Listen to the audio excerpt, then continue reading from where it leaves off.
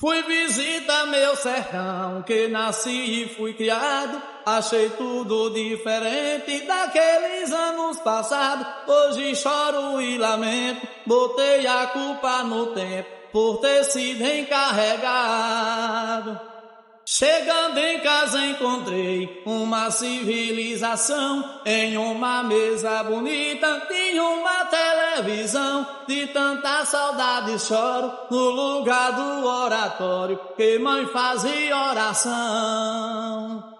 Não achei o lampião que pai à noite acendia, a lata de querosene enferrujada e vazia. É de cortar coração desprezar o lampião por causa da energia.